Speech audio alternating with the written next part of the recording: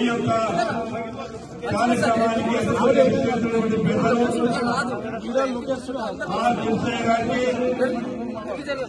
ఈ యొక్క ధర్నాకు హాజరైనటువంటి మిగతా బీసీ సోదరులందరికీ మీడియా మిత్రులందరికీ పేరు పేరున నమస్కారాలు.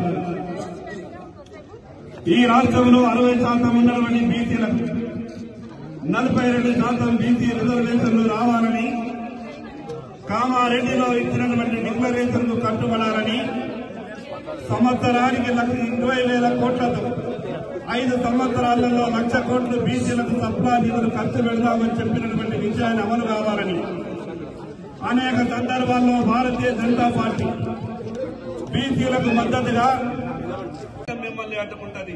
ఎక్కడ బీసీలు లేకుంటే ఈ రాష్ట్రంలో మీకు అధికారాలు వచ్చినాయా? బీసీలు లేకుంటే ఎమ్మెల్యేలు కాగలుగుతారా?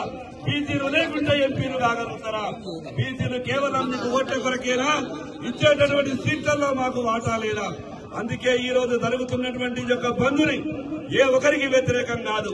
మాకున్నటువంటి ఆకాంక్ష బీసీ సంఘాలకు ఉన్నటువంటి ఆలోచనని తెలియజెప్పాలన్నటువంటి ఆలోచనతోనే ఈ సంపూర్ణ బంద్ను ప్రకటించినాం. ఇది ఆరంభం మాత్రమే.